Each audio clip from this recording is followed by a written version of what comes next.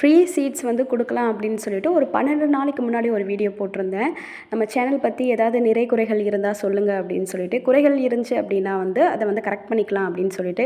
குறைகள் மாதிரி ஒருத்தர் கூட சொல்லலை, எல்லாருமே பாசிட்டிவாகவே சொன்னீங்க, நெகட்டிவே இல்லைங்க சிஸ்டர் அப்படின்ட்டு ஒவ்வொரு கமெண்ட்டையும் நான் படித்து பார்த்தேன். எனக்கு ரொம்பவே ஹாப்பியாக இருக்குங்க. இவ்வளோ நேசிப்பு இருக்கா அப்படின்னு நினைக்கும்போது ரொம்பவே ஹாப்பியாக இருக்குது. தனிமையில் ஒரு இனிமை அப்படின்ற மாதிரி ஃபீல் ஆச்சு இந்த கமெண்ட்ஸ் எல்லாம் பார்க்கும்போது.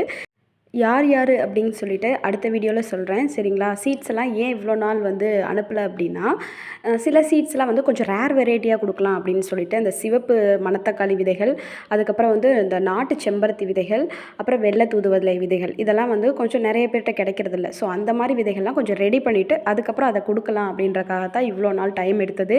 ஏன்னா ஒவ்வொரு விதைகள் வந்து பழம் பழுக்காமல் இருந்துச்சு, ஒவ்வொரு விதைகள் வந்து அந்த டைமில் கிடைக்காம இருந்துச்சு. அதனால தான் இவ்வளோ லேட்டு. விதைகள்லாம் பேக் பண்ணிட்டேன். இந்த பேக்கெட்டில் இருக்கிற விதைகள் தான் மொத்தம் ஒரு 15 விதைகள் இருக்குங்க. சிலது வந்து நம்ம தோட்டத்திலே இருந்தது.